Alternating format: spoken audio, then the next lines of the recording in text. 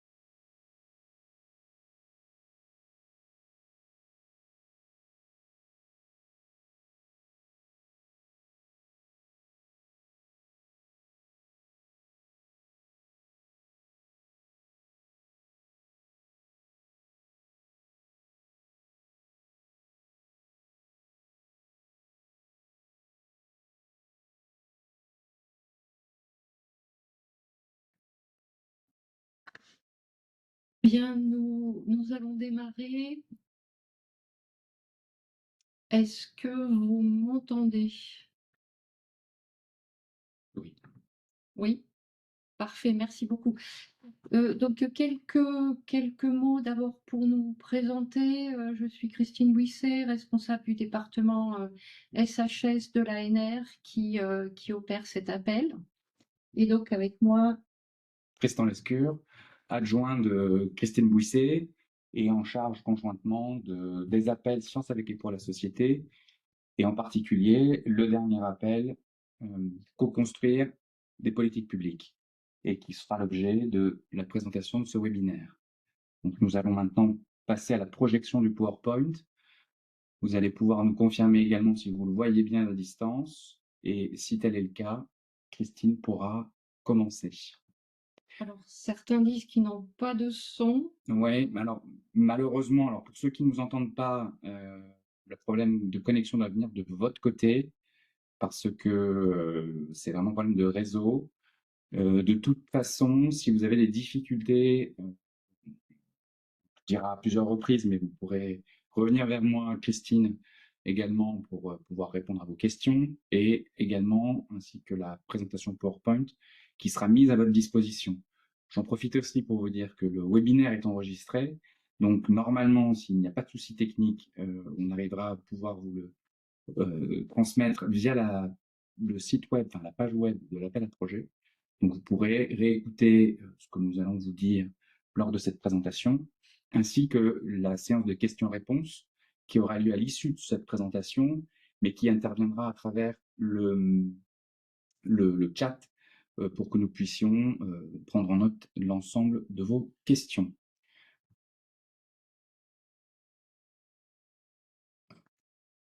Donc Tristan met le diaporama en plein écran.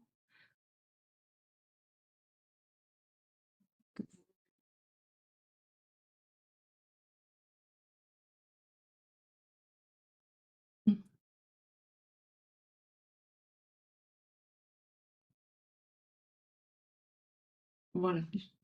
Non, faut basculer. Voilà, parfait. Bien, donc en fait, on vous propose un webinaire en deux temps. D'abord, un rappel qu'on va essayer de faire aussi synthétique que possible des objectifs de l'appel et des modalités de candidature. Et puis ensuite, un temps qui permettra de répondre à vos diverses questions, interrogations. On imagine qu'elles sont nombreuses. Donc tout d'abord, un rappel rapide sur le calendrier. Vous savez que c'est un appel court. La clôture est fixée au 17 février, 13 h. C'est une date impérative. On aura sans doute l'occasion d'y revenir. Donc il sera absolument impossible de modifier les projets déposés au-delà de cette date. Les raisons en sont en fait le calendrier qui suit. Donc pour l'instant c'est un calendrier prévisionnel, hein. On espère qu'il pourra être tenu, mais il reste indicatif. Donc l'idée c'est que l'évaluation et la sélection des projets va courir du mois de février jusqu'à mai-juin. On espère pouvoir notifier les résultats à l'été. Juillet autant que possible, août sans doute sera un peu tard, dans l'idée de pouvoir assurer le démarrage des projets dès le mois de septembre 2026, notamment, et c'est important, notamment pour tous les projets qui auraient des financements de thèse associés, parce qu'il est difficile d'envisager de démarrer en janvier, c'est toujours problématique. Donc ça, c'est le calendrier indicatif qu'on espère pouvoir tenir. Les objectifs de l'appel sont de soutenir en fait des projets de recherche qui associent dès l'amont des équipes de recherche et des acteurs publics non académiques et qui portent explicitement sur des enjeux concrets des politiques publiques pour produire des connaissances qui soient utiles à la décision, à la mise en œuvre et à l'évaluation de l'action publique. Donc l'idée c'est bien de proposer des recherches avec les acteurs publics co-construites avec eux et non simplement des projets de recherche qui portent sur les politiques publiques ou qui cherchent à les évaluer. Donc cette question de la co-construction, elle est absolument centrale dans cet appel. Donc ce sont des projets qui doivent contribuer à analyser, à concevoir, à transformer ou à évaluer des politiques publiques, qui doivent contribuer à renforcer le dialogue entre science et acteurs publics et décisions publiques, et ils doivent produire des résultats appropriables par les acteurs publics, d'aucuns diraient des résultats actionnables, qui peuvent être immédiatement ou rapidement en fait utilisés dans le cadre de l'action publique. Donc, ce sont des projets qui peuvent viser, c'est pas exhaustif, hein, mais à éclairer des arbitrages publics, à améliorer des dispositifs de politique publique existants ou à imaginer des dispositifs nouveaux qui doivent permettre la co-construction de ces nouvelles approches. Et c'est important, c'est un appel qui couvre a priori l'ensemble des politiques publiques, quel que soit leur domaine et quelle que soit leur thématique, quelle que soit également leur échelle, c'est-à-dire que ça peut concerner des politiques publiques de niveau européen, national ou des politiques publiques locales.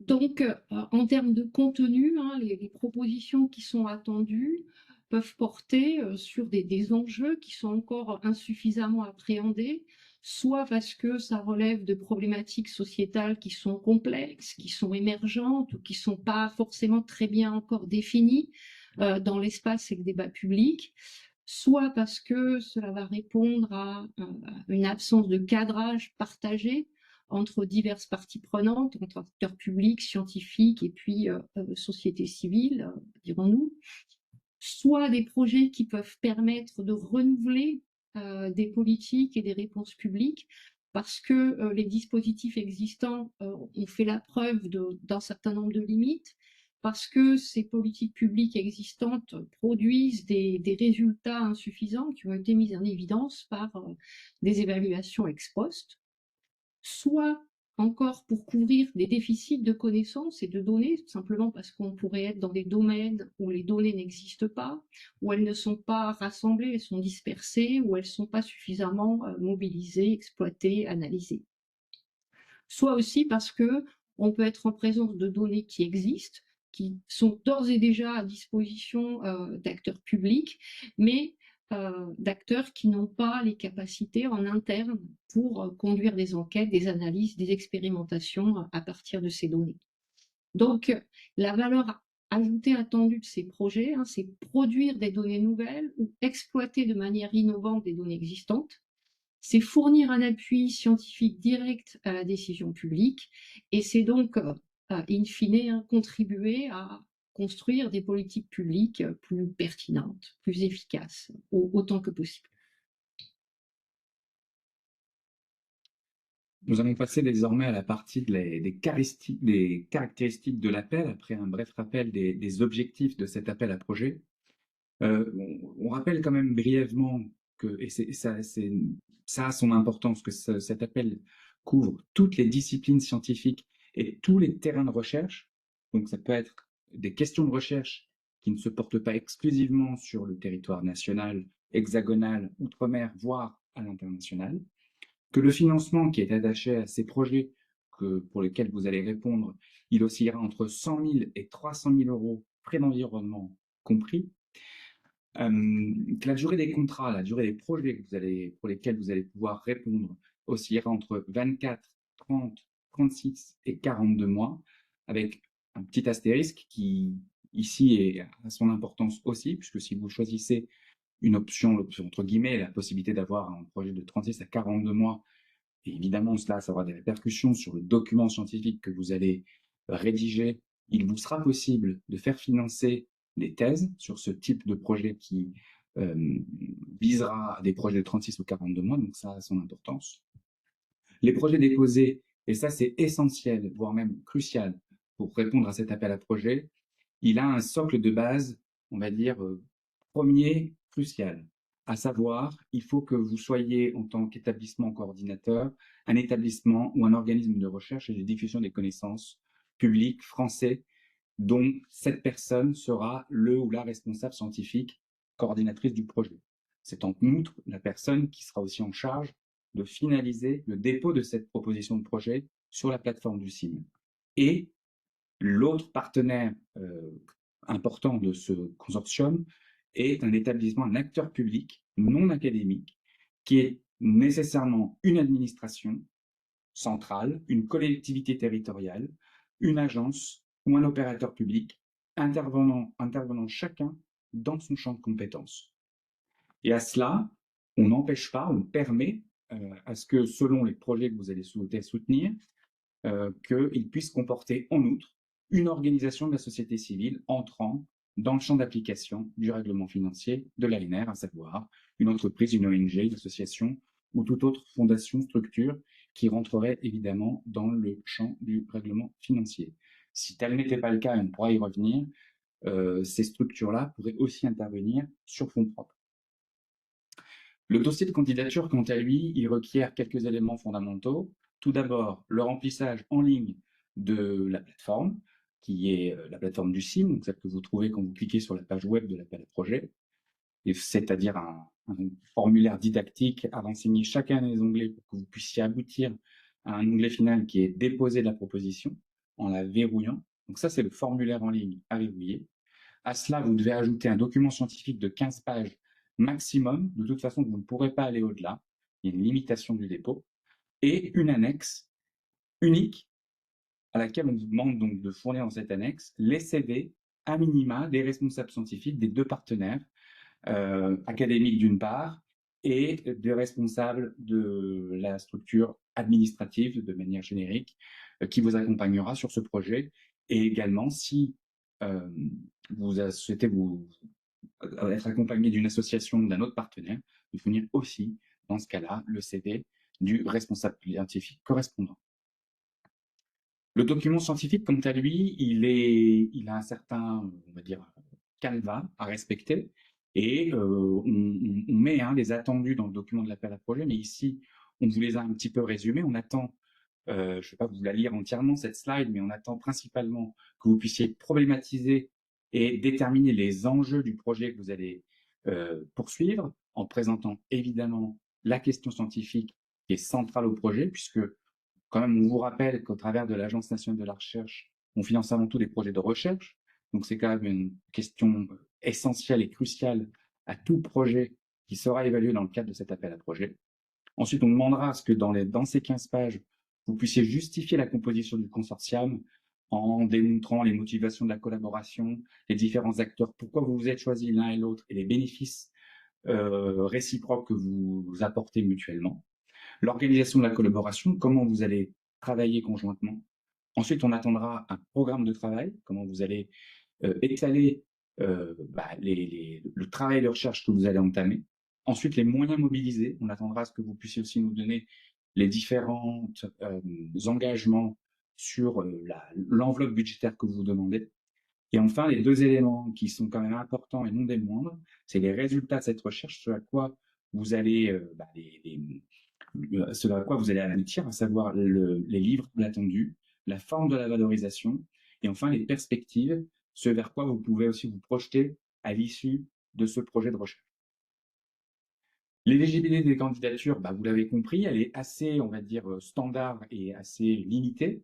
Donc, c'est évidemment le remplissage de ce formulaire en ligne, le document scientifique qui n'est pas plus de 15 pages, et enfin, les CV de chacun des coordinateurs des projets.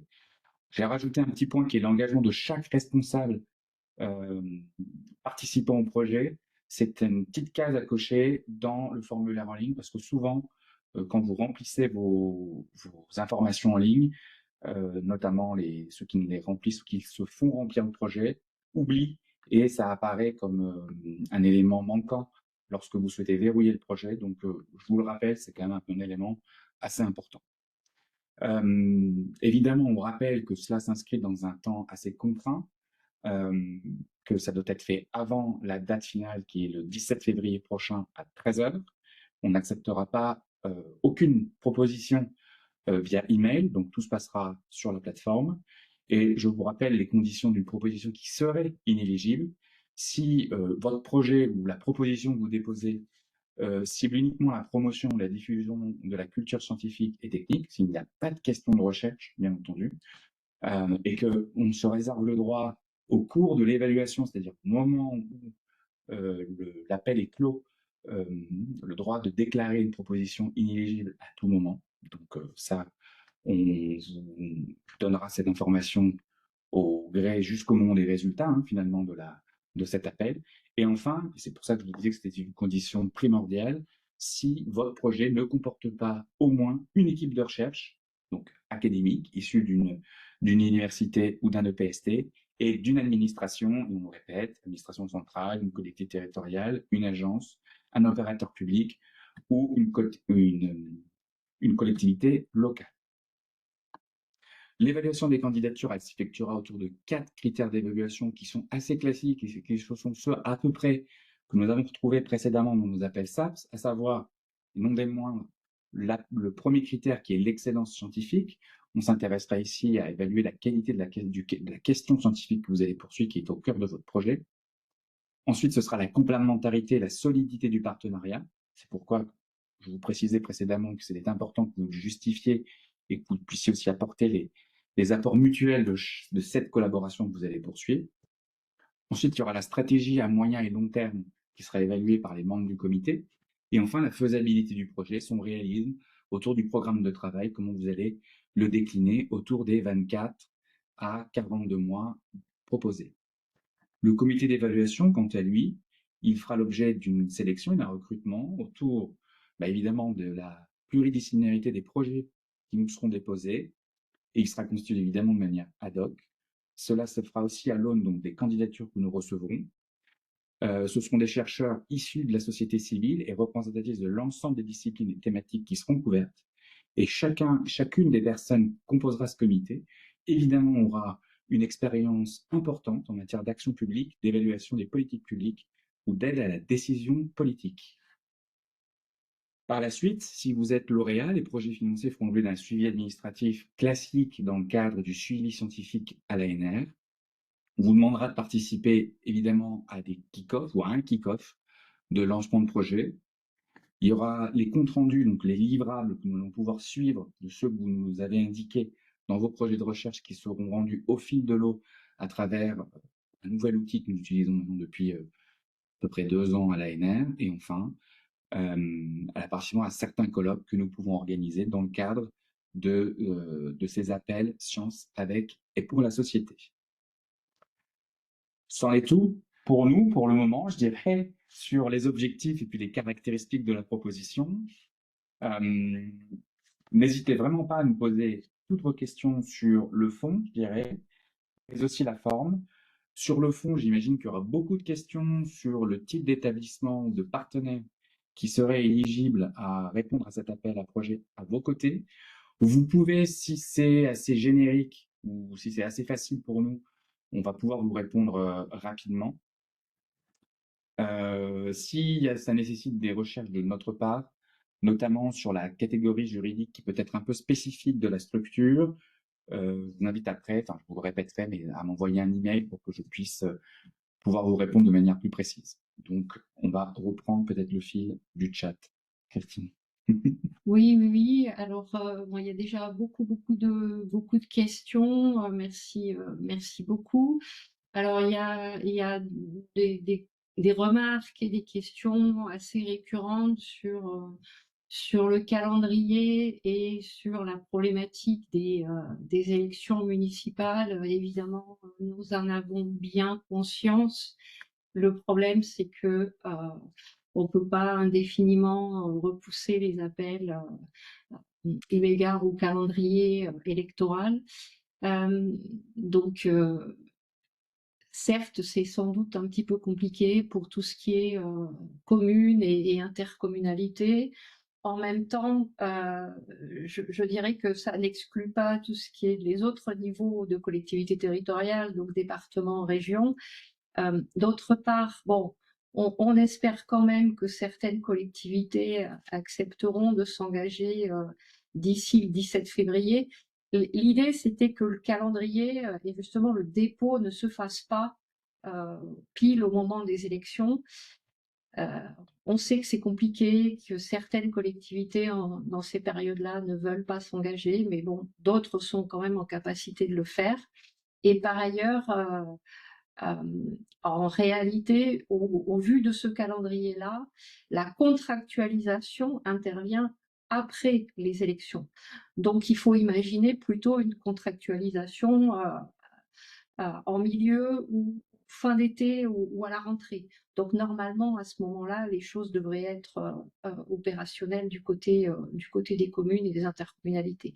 Voilà, on ne peut pas vous répondre autrement sur ce point-là. Nous, on a estimé qu'il serait dommage de ne pas lancer cet appel dès cette année, parce que sinon, on se retrouvait contraint. Reste qu'au-delà des collectivités, il y a toutes les administrations, tous les autres établissements publics qui peuvent bénéficier. Ce que nous espérons aussi et que nous vous disons de façon officieuse, c'est que cet appel sera peut-être le premier d'une série, donc on espère, on a bon espoir qu'il puisse être reconduit dans les années qui viennent. Donc, si vous avez des partenaires auprès de collectivités qui ne peuvent pas s'engager tout de suite, on espère pouvoir vous proposer un autre appel par la suite. Il y a ensuite des questions sur les partenaires. Alors, comme l'a bien dit Tristan, il est impératif qu'il y ait un laboratoire, une équipe de recherche et un acteur public. Cela n'interdit absolument pas que d'autres catégories d'acteurs de type association ou partenaires industriels puissent participer au consortium. Bien entendu, il appartient à l'équipe et aux porteurs de justifier cette participation d'un point de vue scientifique. Mais au-delà de ça, c'est parfaitement possible. Tous les partenaires, je vois une question, tous les partenaires peuvent-ils être financés? A priori, oui. Encore est-il, il faut que cela respecte alors les conditions minimales, donc académiques et, on va dire, administration. Si vous êtes une association, et je répondrai ensuite aux 3 questions qui ont été imbriquées en dessous, vous êtes un partenaire, société civile, entreprise, commerciale, toute autre, vous pouvez l'être, financé directement dans le cadre de ce projet, il n'y a aucun problème. Encore faut-il derrière que cela s'entende bien dans les objectifs poursuivis du projet, puisque évidemment, je vais préciser, je vous le répète, il y a un capping qui a été fait à 300 000 € par projet, donc ça veut dire que d'autant ça grève les engagements potentiels de vos partenaires. Après, il vous sera toujours possible de participer soit via la prestation de service ou même sur fonds propres, c'est tout aussi possible.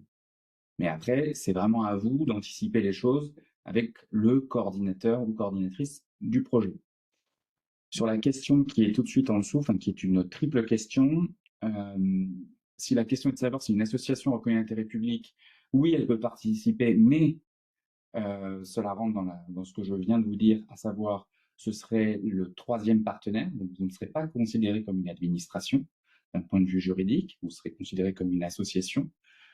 Dans ce cadre-là, vous serez légitime à éventuellement avoir demander une aide directement du projet, donc dans ces fameux 300 000 € si vous demandez le maximum. Vous serez à coût réel sur ce type de projet. Et enfin, la question est un peu plus précise, à savoir si vous pouvez dégager ou faire payer une partie du temps de travail d'un des salariés. La réponse est oui, c'est possible. Encore faut-il après que cela s'inscrive bien et que votre participation en tant que structure s'inscrive bien dans les objectifs poursuivis du projet. Voilà, je pense avoir répondu à l'ensemble de vos questions. La même chose, c'est pour les acteurs de la société civile, c'est pareil. Campagne projet pour pouvoir financer, on l'a précisé dans le texte de l'appel, on vise une cible à 20 projets financés sur cet appel à projet. Les dépenses éligibles, ce sont exactement les mêmes que vous pouvez trouver, à savoir vous pouvez faire financer du personnel sur ce type de projet. Vous pouvez faire financer des instruments et du matériel. Et comme je l'ai précisé au début, si vous avez l'ambition d'un projet qui s'étalonnerait sur 36 ou 42 mois, vous pouvez également faire financer une thèse sur ce projet. Donc ça, pour le coup, si vous répondez en tant qu'ADEME et donc avec un partenaire académique, je recommanderais à ce que ce soit le partenaire académique universitaire qui embauche ce thésard sur ce projet. Ce sera plus simple d'un point de vue administratif à pouvoir le justifier. Alors, après, il y a toute une série de questions sur les administrations publiques, leur lien à la recherche. Alors, est-ce qu'une université, en tant qu'administration centrale, peut être l'acteur public concerné? La réponse sera plutôt non. L'idée, c'est pas de mettre une équipe de recherche avec son université centrale. L'idée, c'est de mettre en relation quand même des acteurs académiques et des acteurs non académiques. De la même manière, il y a une question sur l'établissement public administratif sous tutelle du ministère de l'Agriculture, dont l'une des missions principales serait la recherche scientifique. Est-il considéré comme un organisme de recherche ou comme un acteur public non académique? Bon, j'imagine qu'il s'agit d'INRAE. Pour moi, c'est un acteur, c'est un organisme de recherche. Donc là, les choses a priori devraient être claires. Les organismes de recherche, les établissements universitaires sont considérés comme étant des acteurs académiques et non comme des acteurs publics ici dans le cadre de cet appel. Juste pour préciser, là je vois une question sur le GIP. Je vous confirme qu'un GIP est éligible à coût marginal.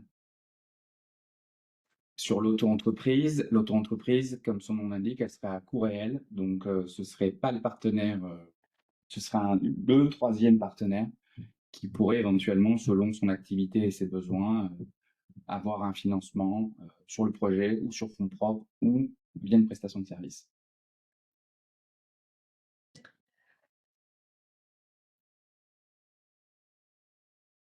Alors, il y a des questions un peu concrètes autour du dossier à fournir, autour des CV. Donc, oui, bien entendu, les CV des responsables scientifiques principaux sont essentiels. Fournir des CV des participants principaux, c'est quand même essentiel aussi pour permettre au comité d'évaluation de comprendre un peu quel est le périmètre du consortium, quelles sont les compétences en présence. Donc ça ne signifie pas nécessairement, si vous avez 30 personnes qui sont impliquées dans le projet, de mettre les CV détaillés des 30 personnes, mais qu'à minima, dans la proposition, il y ait une présentation claire en fait de qui fait quoi et de quelles sont les compétences fournies. Il y a une question à propos du format du document à déposer, 12-15 pages, donc c'est bien 15 pages, hein, maximum, s'il y a un bug quelque part, le 12 est une erreur. Alors je le précise, c'est 15 pages maximum, pages de garde et bibliographie comprise. Donc à bien avoir en tête lorsque vous le déposez en ligne. On a aussi, on a aussi précisé que c'était une police de caractère de 9 au minimum. Donc évidemment, on sera vigilant à cela. Si vous venez à écrire en 8, par exemple, bon, vous ne serez pas le bienvenu. On pourrait même rendre votre proposition inéligible puisque vous ne respecterez pas les canons de l'appel à projet. Ok, alors il y a une question sur l'international aussi. Est-ce qu'il peut y avoir des partenaires internationaux? Donc en fait, l'acteur public considéré doit être un acteur public français. Hein, on est bien d'accord. Ce qui n'empêche pas évidemment qu'il puisse y avoir des partenaires étrangers qui participent au consortium. comme tout type de projet ANR. Donc ça, c'est absolument pas rédhibitoire. Oui, peut-être préciser en l'espèce le type de structure administrative étrangère. Si c'est une structure française à l'étranger, évidemment c'est éligible puisqu'elle a probablement cette structure son siège en France, donc là il n'y aurait pas de souci. Si c'est une structure administrative purement étrangère, ce serait sur fonds propres, quoi qu'il arrive. Et peut-être une précision, parce que vous ne l'avez pas encore posé, mais si vous avez éventuellement l'intention de déposer avec les collectivités de Polynésie, voire de Nouvelle-Calédonie, elles sont également éligibles. Donc là, n'ayez pas de crainte à éventuellement développer des collaborations avec ces structures-là, elles seront éligibles, euh, donc ne vous inquiétez pas là-dessus. D'accord. Alors, il y a une question qui revient sur la signature et l'engagement des collectivités. Euh, la, la réponse, elle est, on va dire qu'elle dépend au fond de l'implication de la collectivité dans le projet. Je m'explique. Pour pouvoir déposer le projet, il faut effectivement que quelqu'un ayant autorisation de signature pour la structure euh, valide le fait de déposer la candidature. Ensuite, euh, tout va dépendre au fond de la part d'implication de la collectivité dans le consortium. C'est-à-dire que une collectivité peut parfaitement participer à un projet de recherche où elle ne serait que bénéficiaire d'une aide de l'ANR. Et au fond, euh, quand bien même le projet serait retenu, si in fine la collectivité décide qu'elle ne veut pas bénéficier d'un financement de l'ANR, libre à elle, après tout, de renoncer. Donc, rien n'empêche un élu actuel de signer pour s'engager sur un projet de recherche dans ce type de conditions. Si par contre, effectivement, la collectivité s'engage à apporter elle-même du financement au projet, donc à le cofinancer, évidemment, là, on est dans une autre configuration. Ça veut dire que la personne qui va signer au moment du dépôt 17 février s'engage moralement et juridiquement sa collectivité à financer, y compris au-delà des élections. Donc là, vous voyez, on est sur un autre cas de figure. Là, c'est une réflexion en interne entre partenaires qu'il faut avoir sur ce point-là. Je vois une question qui comporte, enfin qui pose la question de la composition du comité d'évaluation et je réponds assez directement qu'effectivement, celui-ci étant nommé ad hoc, on recrutera les personnes d'idoine avec, il ne faut pas l'oublier, bien qu'ils soient administratifs, enfin, des administrateurs de grandes administrations type Cour des comptes, euh, Conseil d'État ou autres structures comme celle-ci sur des aspects juridiques, s'il devait y avoir des projets de recherche là-dessus, qu'évidemment, on recruterait les personnes qui conviennent pour évaluer ce type de projet, pour qu'ils puissent être évalués dans la manière la plus équitable possible. Donc, pas d'inquiétude là-dessus, on fera les recrutements nécessaires. Et on essaye toujours, c'est important aussi d'avoir en tête que bien qu'il puisse y avoir des parcours professionnels divers et variés, on essaye toujours que dans ces personnes que nous recrutons pour nos comités d'évaluation, ils aient toutes et tous eu, dans la mesure du possible, bien entendu, une expérience recherche, soit à travers une carrière de chercheur auparavant, ou d'avoir piloté des projets de recherche, ou d'avoir été déjà dans des comités d'évaluation, pour qu'ils puissent aussi être déjà acculturés à des méthodes d'évaluation de projets de recherche. Alors, il y a une question sur la dimension participative des projets présentés. Euh, il n'y a pas de position a priori de l'ANR contre ou pour une dimension participative. Tout est question en fait d'objectifs scientifiques du projet. Donc, si les objectifs scientifiques correspondent à des démarches participatives, il est bien évident que c'est tout à fait recommandé, admis, favorisé dans ce type de projet. Donc là, c'est à chaque consortium à ajuster en fonction des objectifs scientifiques et opérationnels qu'il s'octroie, qu'il s'accorde.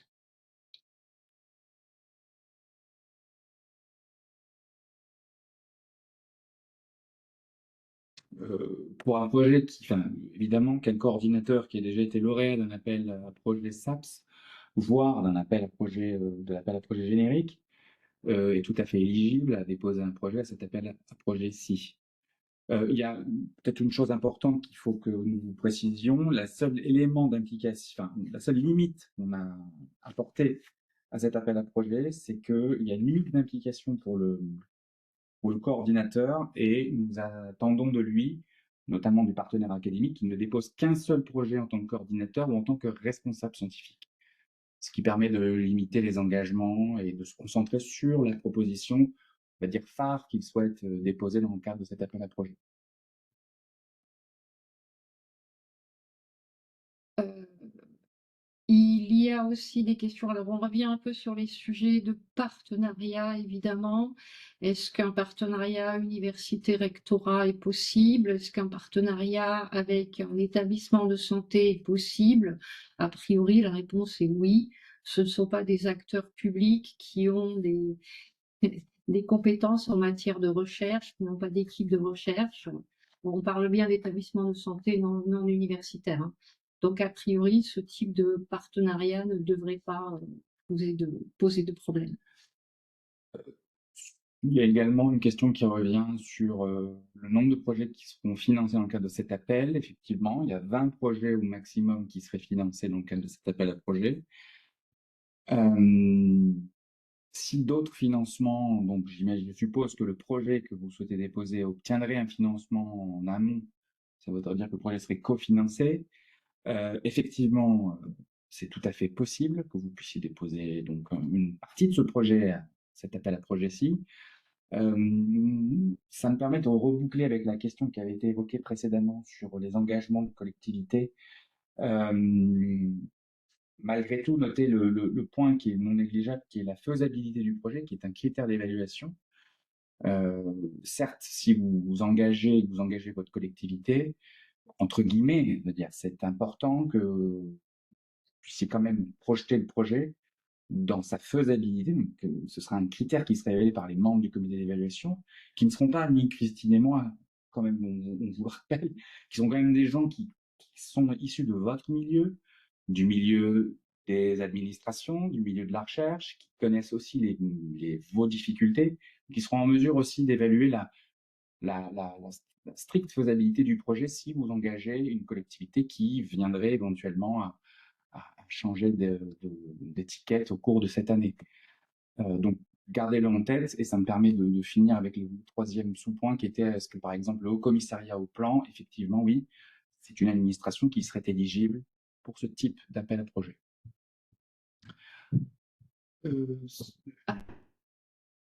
Sur le type de politique publique ou le stade auquel les projets interviennent. Donc, est-ce que le projet doit intervenir obligatoirement au stade initial de conception d'une politique publique?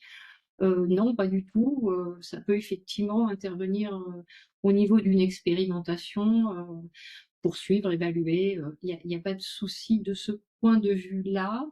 Le sujet, effectivement, le sujet du projet n'est pas nécessairement d'analyser une politique publique, mais peut effectivement porter sur une thématique d'intérêt qui va, in fine, alimenter des réflexions ou des politiques publiques. Donc, de ce point de vue-là, il n'y a pas de souci. Ça permet aussi de faire le lien avec la question des terrains, puisque la question a été reposée, bien que le consortium puisse être évidemment établi en France, de manière, on va dire, assez générique, le terrain de recherche peut être en dehors de la France et de ses frontières extra, on va dire, territoriales de l'Hexagone. Donc, vous pouvez être partout dans le monde, tant que cela est d'intérêt pour l'administration concernée et évidemment la question de recherche poursuivie. Alors,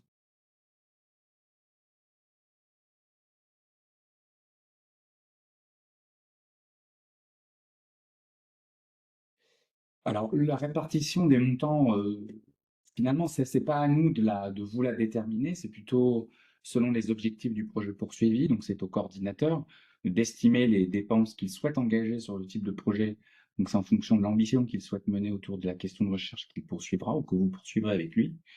Donc si vous estimez l'équivalent, enfin, le financement d'une thèse, c'est au minimum pour 3 ans, donc pour 36 mois. Donc ce sera à vous de le définir dans le plan de travail également que vous allez aussi engager. Ça, c'est vraiment des éléments que vous devez discuter avec votre coordinateur ou vos partenaires de projet pour que vous puissiez aussi bien découper et, on va dire, ventiler l'ensemble des dépenses que vous souhaitez engager sur ce type de projet. Évidemment, c'est des questions qui se font assez, qui doivent se discuter en amont et qui ne peuvent se faire proche de la clôture. Après, on attend quand même un niveau de détail.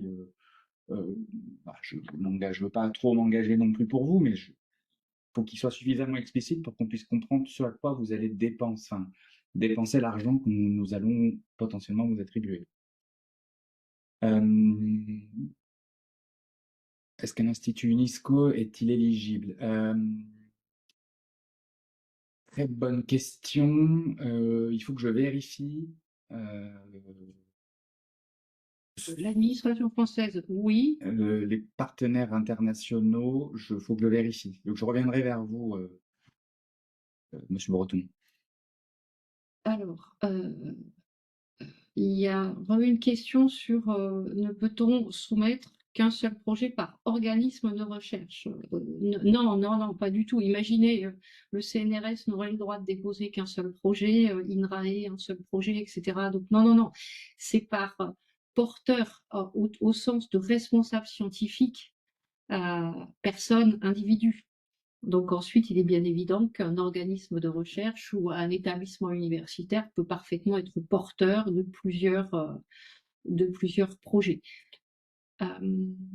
Sur les coûts également, donc de recrutement, pareil, ingénieur de recherche postdoc, c'est éligible. Donc pas d'inquiétude là-dessus. Déclaration de l'acteur public ont des process de validation très longs. Une lettre d'engagement peut suffire. A priori, je dirais oui.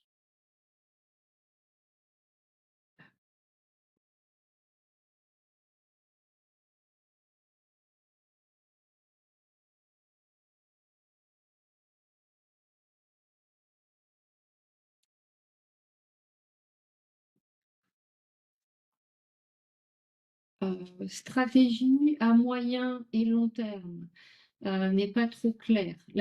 L'idée, c'est de se demander, oui, effectivement, quelles sont les suites. Alors déjà, quelle est la valorisation du projet? Quelle va être la stratégie de dissémination? Et quels peuvent être en fait les prolongements envisageables? Bon, il est bien évident que il est difficile au moment où on monte un projet de se dire dans 10 ans voilà ce qui va se passer, mais qu'au moins la manière de valoriser les résultats du projet, les résultats de la recherche soient envisagés quand même dès le départ. Que va-t-on faire des résultats que l'on va produire? C'est dans ce sens-là qu'il faut envisager cette histoire de stratégie moyen-long terme. Est-ce que des cofinancements sont exigés? Si oui, à quelle hauteur? Non, a priori, des cofinancements ne sont pas indispensables.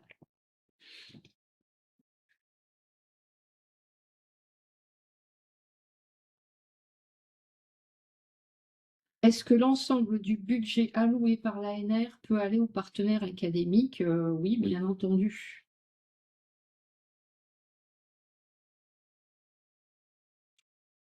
Vu le nombre de questions, vous devriez imaginer un forum. Oui, effectivement, on va essayer d'imaginer une foire aux questions qui va peut-être permettre de collecter tout ça et puis de laisser des réponses un peu pérennes de façon à ce que tout le monde puisse s'y référer. Le projet peut-il être porté par plusieurs chercheurs sur le volet recherche? Alors, je ne sais pas très bien ce que vous entendez par porter. Il y a nécessairement un seul responsable scientifique, ce qui est la personne du chercheur ou de la chercheuse, qui est le coordinateur du projet. Bien entendu, dans l'équipe, il peut parfaitement y avoir d'autres chercheurs, d'autres chercheuses, permanents, non permanents, issus de la même équipe, d'autres équipes, etc. Quand on parle de partenaires, au sens de l'ANR, c'est au sens en fait d'entité juridique. Donc un partenaire qui a la signature pour engager en fait juridiquement une équipe. Quand vous êtes par exemple en laboratoire universitaire, qui a l'engagement juridique, c'est l'établissement, donc c'est le président de l'université. Donc à ce titre-là, le partenaire, c'est l'université. Donc si vous avez deux laboratoires d'une même université ou du même organisme de recherche qui candidatent dans le cadre d'un même projet, en tant que tel, c'est un seul partenaire.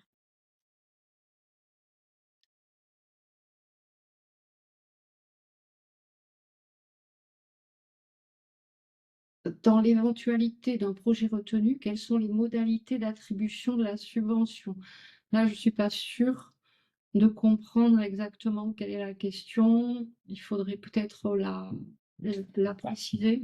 Enfin, j'imagine que c'est lorsque, en fait, là, l'ANR là-dessus est assez, assez clair. On contractualise avec chacun des partenaires qui sont reconnus dans le règlement financier, donc quelle que soit votre structure, normalement, un contrat est établi entre l'ANR et vous. Donc, il y a un jeu d'écriture qui se fait lors de la contractualisation.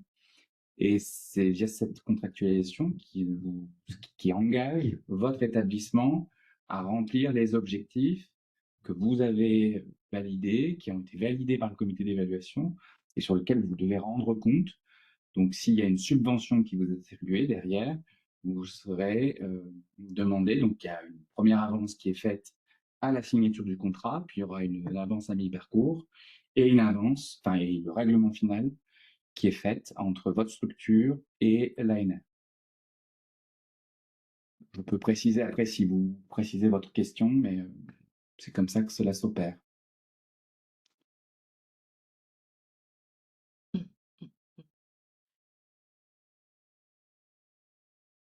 Alors, ensuite, bon, il y a pas mal de questions vraiment très pointues sur tel ou tel organisme, telle ou telle structure.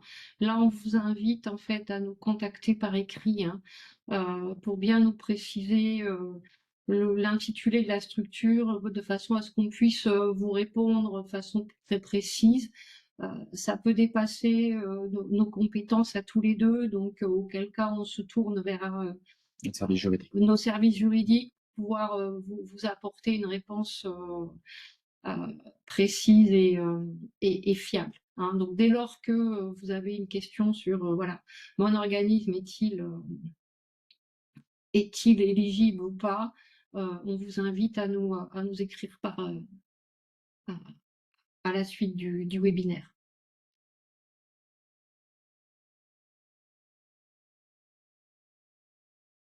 On essaye de parcourir le forum, pardonnez-nous pour les blancs.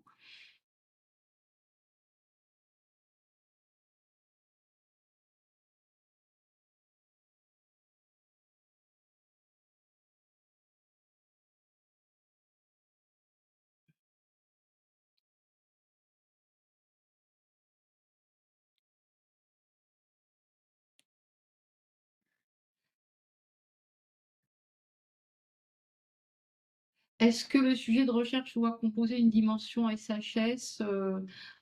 Absolument pas.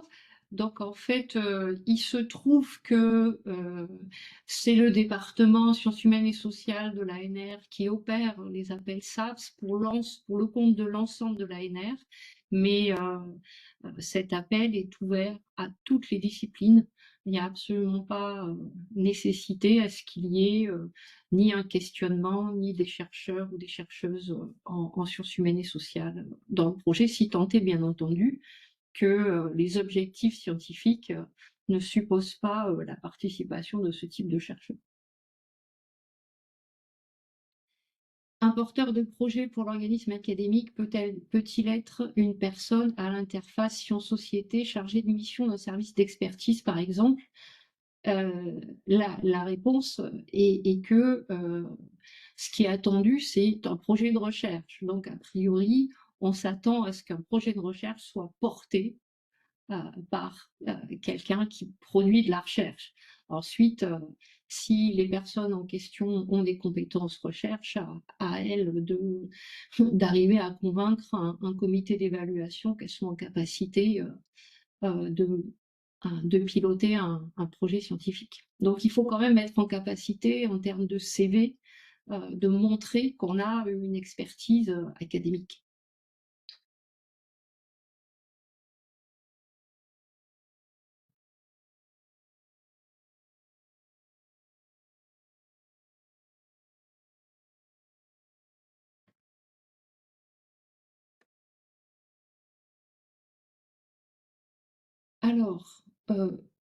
Alors, il y a une question sur l'évaluation.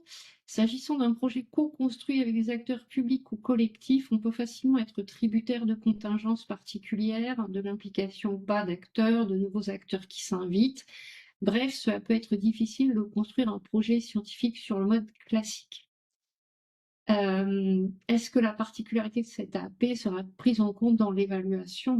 On espère absolument que ce sera pris en compte, mais j'ai envie de vous retourner un petit peu la remarque, dans le sens où il appartient aux porteurs de projet justement d'anticiper ces spécificités, d'anticiper ces difficultés, et donc dans la proposition, de bien envisager comment concrètement va s'opérer le travail entre acteurs académiques et structures publiques, comment sont identifiés les risques ou les difficultés particulières qui peuvent se poser à ce type de partenariat, et comment l'équipe envisage finalement de pouvoir dépasser ces difficultés éventuelles. Donc, évidemment, les comités d'évaluation qui vont être réunis sont normalement des personnes, sont composés de personnes qui sont quand même familières avec ce type de recherche, avec ce type de problématique, mais qui du coup vont avoir un regard quand même sur la façon dont le consortium et les porteurs de projets envisagent ces difficultés. Donc, c'est un peu une façon de vous renvoyer la balle en disant, voilà, faites en sorte de bien réfléchir à la manière dont vous voulez fonctionner et dont vous voulez travailler dans le cadre de cette collaboration. Montrez-nous que le projet, quelque part, est viable parce que vous avez envisagé la façon dont concrètement vous allez le mener à bien.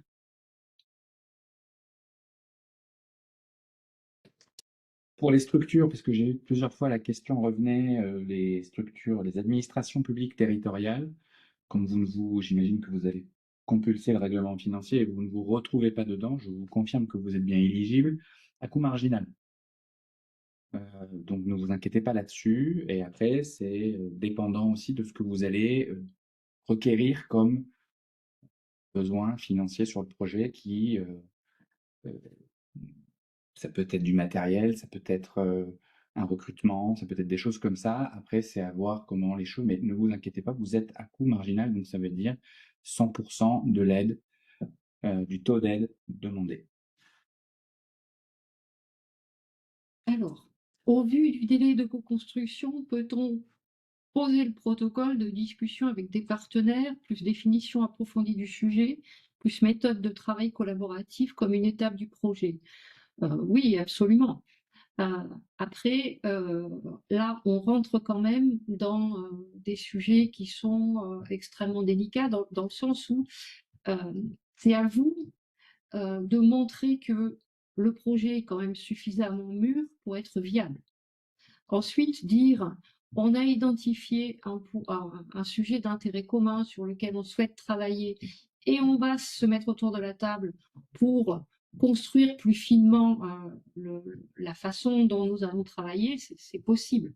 Mais attention quand même à pas donner le sentiment que tout est à faire et vous n'avez jamais travaillé ou réfléchi ensemble au moment du dépôt de projet. Donc voilà.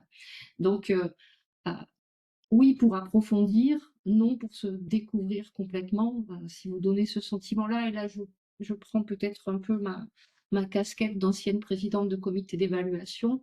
À vous de nous convaincre que vous avez déjà quand même suffisamment maturé pour que le projet soit bien.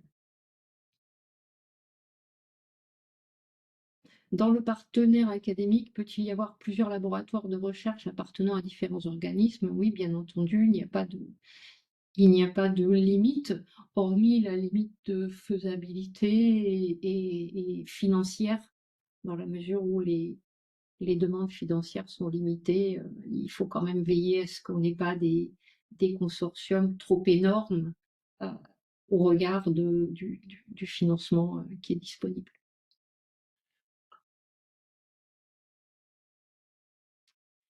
Alors, vous avez dit que chaque partenaire sera amené à contractualiser avec l'ANR, mais est-ce le cas si aucun financement n'est alloué aux partenaires non académiques? Ben non, on ne contractualise pas avec les partenaires qui ne requièrent pas d'argent du projet. C'est-à-dire qu'il n'y a pas une convention qui a été signée entre l'ANR et vous. Toutefois, il y aura un accord de consortium qui vous sera demandé, dans lequel vous serez probablement listé, qui vous engagerait, entre guillemets, à respecter l'engagement que vous vous êtes fixé avec les équipes du projet. Mais avec nous, ANR directement, non. Ça veut dire qu'après, on rentre plutôt dans une ingénierie de projet et d'un suivi de projet, s'il devait y avoir des difficultés sur le long cours. Est-ce qu'un jeune chercheur peut-il être porteur du projet? La réponse est oui. Toujours est-il que ce jeune chercheur doit être rattaché à un établissement académique, toujours la même chose, pour porter le projet. Il n'y a pas évidemment de discrimination aucune sur l'ancienneté ou la seniorité du chercheur qui dépose le projet. Hmm. Pouvez-vous confirmer que l'AAP exclut les projets de valorisation, diffusion de la recherche? Des enquêtes spécifiques doivent donc être prévues. Alors, je ne dirais pas que des enquêtes spécifiques doivent être prévues. On évoquait au tout début le fait que le projet pouvait porter sur l'analyse de données déjà existantes, mais par contre, des purs projets de valorisation qui ne posent pas de questions de recherche, a priori, ne rentrent pas dans le périmètre de l'appel. Donc, il faut qu'il y ait des objectifs scientifiques et des questions scientifiques. Ça veut dire qu'on évaluera votre projet serait évalué, puisque le comité d'évaluation passera en revue, mais nécessairement, s'il n'y a pas une question de recherche, à minima, celui-ci ne sera évidemment pas considéré pour financement à l'issue de l'évaluation. Quelle est la position de l'ANR concernant des livrables scientifiques moins classiques mais plus adaptés pour l'usage des acteurs publics, par exemple Policy Brief? Il est bien évident que dans ce type d'appel, ce type de livrable est a priori envisagé. On attend des résultats qui soient appropriables par les acteurs publics. Donc là aussi, ça fait partie des types de livrables qui seraient bien a priori envisagés. Mais ce n'est pas ni obligatoire ni exclusif. D'autres types de livrables peuvent aussi être utiles à la décision publique.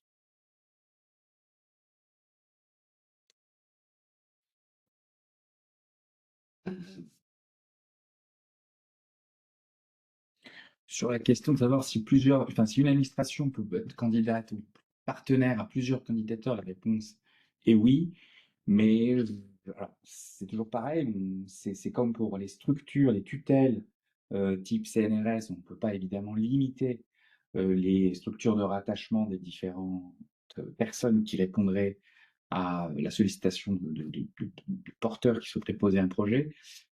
Toutefois, si vous êtes une petite administration, la taille, je n'ai pas à moi de déterminer, mais je serais plutôt d'avis à être plutôt stratégique pour, je dirais pas ça minimisera pas vos chances, mais ça maximisera d'autant plus, parce que ça voudra dire que vous êtes une petite structure.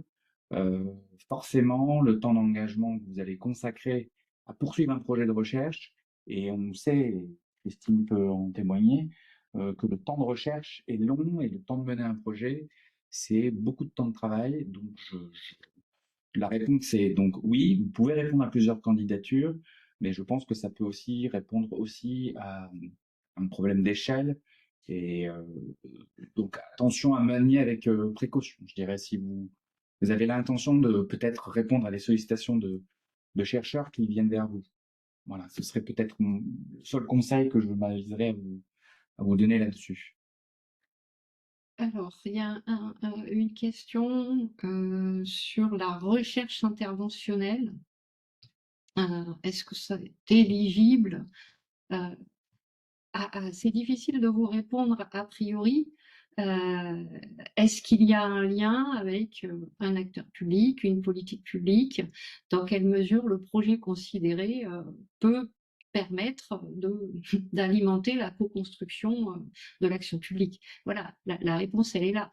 Si votre projet rentre dans ce cadre-là, il est parfaitement éligible à ce type d'appel. Pourriez-vous nous dire quelques mots sur la genèse de cet appel à projet, le contexte?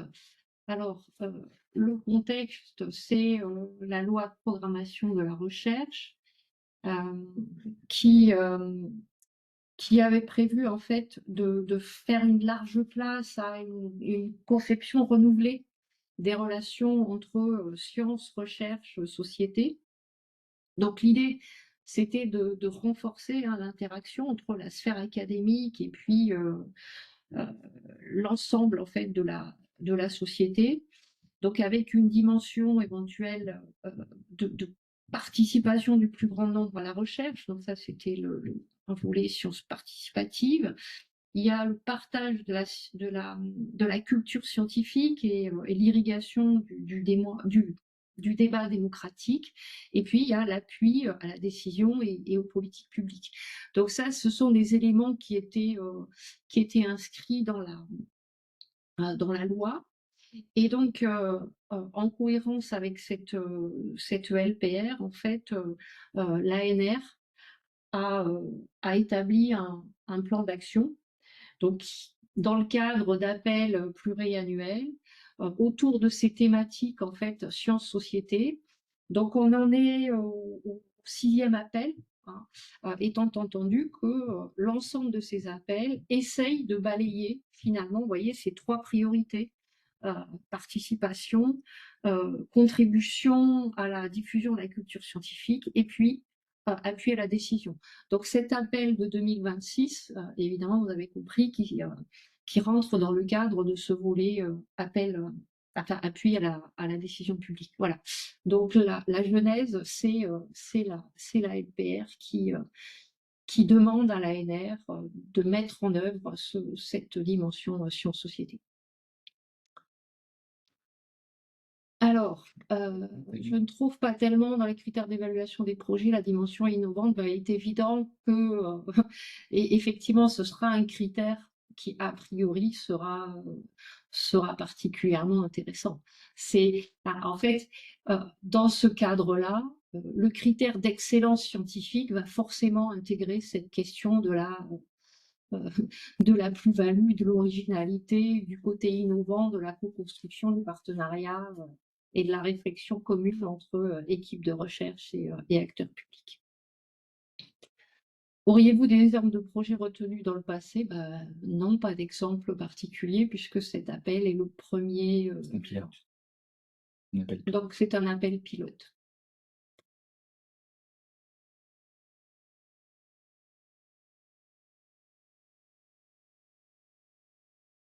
Alors, la conception de politique publique, la mise en œuvre de l'investigation, oui, ils sont particulièrement dans le périmètre de cet AAP, oui, absolument. Les évaluations oui, ces évaluations ex ante, ex post, etc., sont aussi éligibles dès lors que il y a bien une co-construction de la réflexion avec l'acteur public porteur de la décision. C'est-à-dire qu'on ne veut pas financer des projets qui seraient construits de loin par des équipes de recherche sans qu'il y ait véritablement co-construction et réponse à des questionnements des acteurs publics. La question sur le fait que l'appel à projet émane plutôt de l'ANR qui souhaite répondre à un besoin, et est-ce qu'éventuellement on a des acteurs administratifs qui seraient potentiellement intéressés? En fait, nous, on ne peut pas vous mettre malheureusement en contact direct avec des partenaires administratifs intéressés, d'autant plus que cela dépend exclusivement de la question de recherche que vous souhaitez poursuivre. Donc cela, on sait bien que ça peut être peut-être pour vous déroutant de vous dire aujourd'hui vous avez une question de recherche, vous ne savez pas auprès de qui vous adresser. Il n'en a pas moins que nous, on n'est pas là pour faire un matchmaking entre vous et les administrations pour pouvoir éventuellement répondre à cet appel à projet. Malheureusement, il en convient que, au travers de vos intérêts qui vous sont propres, votre question et les approches que vous puissiez poursuivre, oui, s'intéresser des différents types d'administration, et c'est pour ça qu'on a essayé de viser le plus largement possible, du plus local au peut-être plus national, en touchant éventuellement l'administration ministérielle. Donc, malheureusement, c'est un petit peu à vous d'aller entre guillemets, à la pêche aux personnes intéressées à vous accompagner pour un dépôt de projet sur cet appel à projet. Alors, il y a une question sur alors on revient sur le nombre de projets. Donc on a dit une vingtaine, une répartition par équation régionale thématique. Non, il n'y a pas de répartition a priori. Donc on est vraiment là dans le cadre heu, d'un processus en fait de sélection qui sera fondé sur la qualité scientifique des projets, leur dimension innovante. Il n'y a pas a priori de quotas qui sont fixés. Est-ce qu'une formation peut être un livrable? Absolument, et merci à à la réponse qui se fait en direct par les autres participants. Absolument, dès lors à des questions de recherche et que l'équipe montre l'adéquation avec les objectifs, il n'y a aucune raison pour que ce type de livrable ne puisse pas être envisagé. Pourquoi ne pas proposer une bourse à projet marketplace? Effectivement. Alors, mais sachez que ça a été longtemps évoqué, mais on consacre l'entièreté du budget qui est consacré à l'ANR, le budget d'engagement, sur cette stratégie SAPS qui est assez limitée, à monter les appels à projets pour financer des chercheurs. Et malheureusement, ça pourrait venir, mais pas cette année, ni probablement l'année prochaine. Mais c'est des pistes de réflexion que nous avons. On n'est pas, enfin, sachez qu'on essaye d'être au plus proche des besoins des chercheurs et de vos intérêts, mais que là, pour le coup, on y consacre principalement l'argent du budget d'engagement à monter des appels à projets, pour le moment. Alors, si le projet a déjà été éligible à un ANR SAPS, peut-il candidater?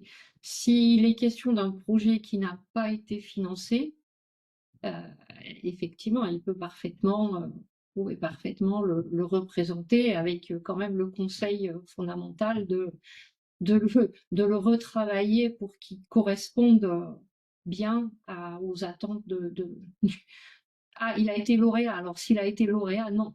Évidemment qu'un projet qui a été déjà financé ne peut pas redemander un financement.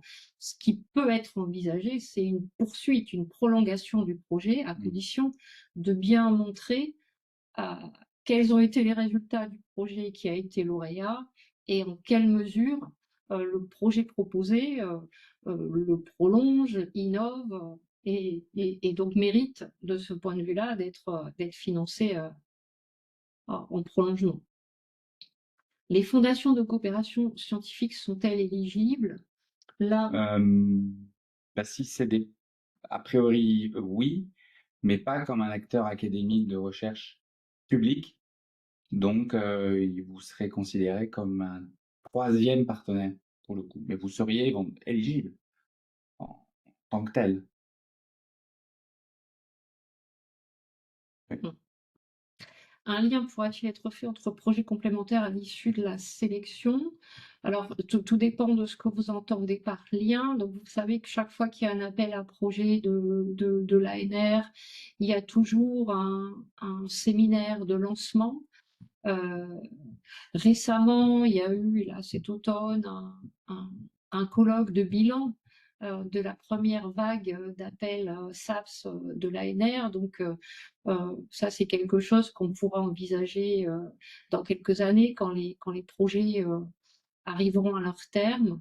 Au-delà de ça, en fait, malheureusement, ai-je envie de dire à titre personnel, l'ANR n'est pas en fait en charge de l'animation scientifique. C'est sans doute un petit peu dommage, mais il n'empêche que ça serait certainement utile de trouver des moyens en fait de faire communiquer, si ce n'est coopérer, ces projets, surtout s'ils sont dans des champs qui sont complémentaires. Mais donc ça, c'est quelque chose qu'on pourra peut-être réfléchir ensemble avec les lauréats Justement, à terme.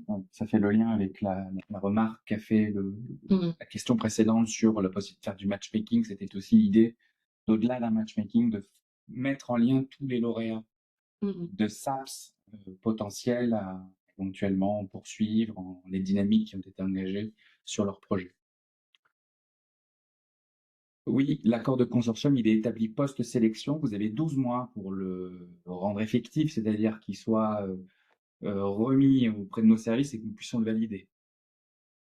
Donc, je vous le confirme. Il n'est pas à fournir avant, là, évidemment, le 17 février.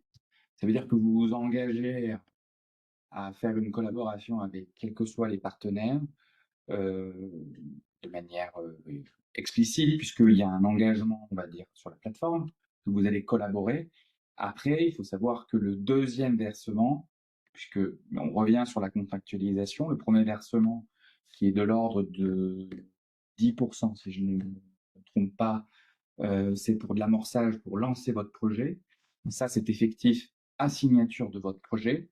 Et le deuxième versement, il sera effectif lors de la remise et de la validation de l'accord de consortium. Donc là, vous aurez 12 mois pour nous le remettre. Et ça, c'est contractuel et ce sera écrit dans l'accord dans l'engagement que vous signerez avec l'ANR.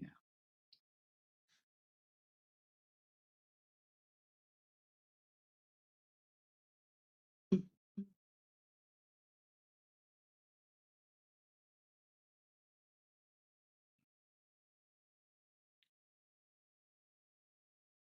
sais pas si nous avons répondu à tout. Alors, pour toutes les questions, alors encore une fois, on l'a dit, hein, Christine vous l'a précisé, sur les structures, le type de structure pour lequel on n'avait pas répondu. Je vois que ça arrive encore. Envoyez-moi des emails rapidement pour que je puisse les traiter, soit d'ici la fin de semaine, soit à partir du milieu de la semaine prochaine pour moi.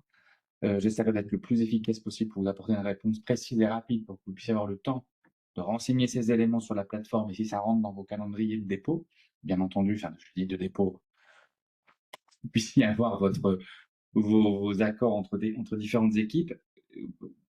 Écrivez-moi le plus tôt possible et j'essaierai de répondre vraiment à toutes vos questions, surtout sur la forme. Sur le fond, on vous l'a dit, l'appel est ouvert, toutes les disciplines, tous les terrains.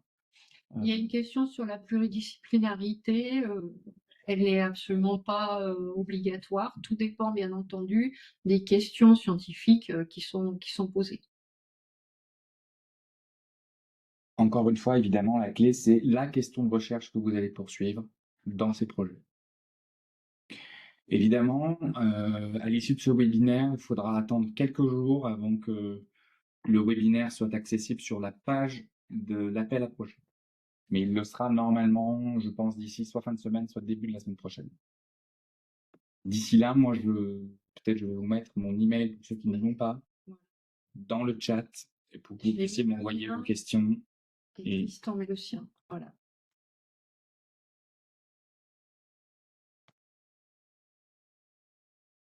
Y a-t-il un budget maximum? Il n'y a pas de budget maximum, c'est-à-dire que si vous êtes une fondation, donc une structure à coût complet, le budget maximum, c'est celui qui est le maximum alloué au projet, à savoir 300 000 euros. Après, c'est dans ces 300 000 euros, comment vous allez les répartir entre vous et vos partenaires. Mais vous, en tant que tel, de toute façon, sur un projet à coût complet, je vais être assez caricatural, mais si vous demandez 300 000, le coût total d'un projet à 300 000, c'est au bas mot 600 000. Évidemment que l'ANR ne financera pas 600 000 sur ce type de projet, il n'en financera que 300. Voilà. Encore une fois, les questions de cofinancement, c'est possible. Évidemment, précisez-le. Peut-être qu'on l'a pas dit suffisamment. Si vous avez déjà des cofinancements ou que vous êtes sur le point d'obtenir un cofinancement, précisez-le dans le document scientifique que vous en avez un et que ça viendra appuyer une partie de ce projet sur des aspects particulier du projet concerné et que, évidemment, le projet de recherche que vous déposez chez nous, à l'ANR, il viendra, euh, enfin, il viendra financer une autre partie de la recherche ou compléter ce qui n'a pas été financé par ailleurs. Mais ça, il faut l'expliciter, c'est tout l'enjeu et l'exercice pour vous. Effectivement, la contractualisation, c'est au minimum 15 000 € pour être un bénéficiaire d'une aide ANR, c'est 15 000 € tel qu'il est prévu dans le règlement financier. Effectivement, mais là, ça dépend de chacune des fondations et c'est vraiment au cas par cas. Donc, c'est pour ça que c'est ce que je vous disais. En l'espèce, écrivez-moi, précisez-moi quelle est la fondation. Nous, on peut le vérifier, d'autant plus si vous avez été déjà bénéficiaire d'une aide ANR. Dans ce cas-là, ce serait d'autant plus facile pour moi de vous répondre.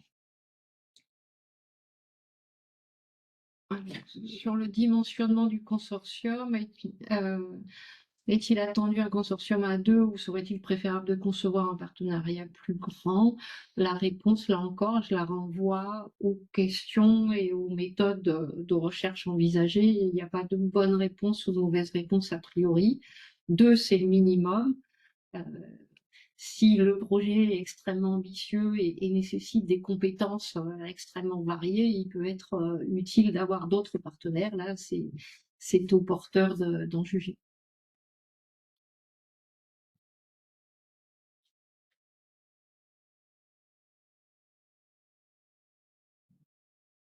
Le budget et frais d'environnement inclus, comment calculer le préciput selon les acteurs? Il est frais d'environnement inclus, ça veut dire 300 000 € sur l'ensemble du projet. Par acteur, ça veut dire qu'évidemment, vous allez demander moins. Mais très simplement, je vais vous faire un exemple très caricatural. Si vous êtes donc deux partenaires, évidemment, comme on vous l'a dit, un acteur universitaire d'un côté et une administration de l'autre, l'administration demandera 0 au projet, vous demandez les 300 000. Sur les 300 000, ce sera 265 000 € de recherche, donc c'est-à-dire tous les frais de recherche qui seront consacrés au projet. La partie restante, peut-être que je me trompe dans le calcul, ce sera le préciput. Donc, ce sera préciput inclus, ça qui arrivera à 300 000 €. De toute façon, quand vous renseignez ces éléments-là sur la plateforme de dépôt, vous remplirez l'ensemble vous ventilerez votre budget en conséquence. Et de toute façon, quand vous remplirez le calcul, par exemple, vous êtes à taux d'aide à coût marginal 100%, vous le verrez automatiquement se remplir. Vous ne pourrez pas le remplir vous-même, cette partie-là. À l'exception évidemment des partenaires. Mais là, on rentre dans un niveau de détail qui n'intéresse pas forcément tout le monde pour les partenaires à coût complet, où là, vous pouvez moduler une partie, mais ça, c'est à voir au cas par cas. Et encore une fois, prenez-vous assez tôt pour que ça puisse être le plus cohérent avec l'objectif de la recherche poursuivie. Oui, l'administration, comme on vous l'a dit, peut recevoir une partie de l'aide. Et les administrations sont à coût marginal. Donc ça, je pense que c'est quand même extrêmement important, hein. C'est une des spécificités de cet appel.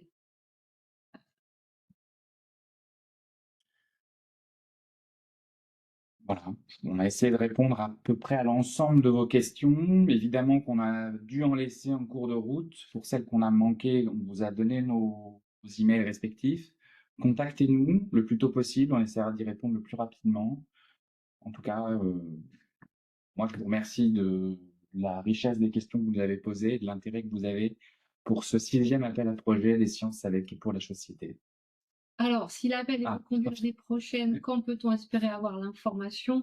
Malheureusement, vous n'ignorez pas que nous sommes dans une période d'incertitude budgétaire. Donc, par contre, on essaiera évidemment d'anticiper, de vous dire le plus vite possible, hein. Pour mémoire, c'est vrai que là, l'appel est court, mais en même temps, il avait été annoncé par l'ANR quand même très précocement.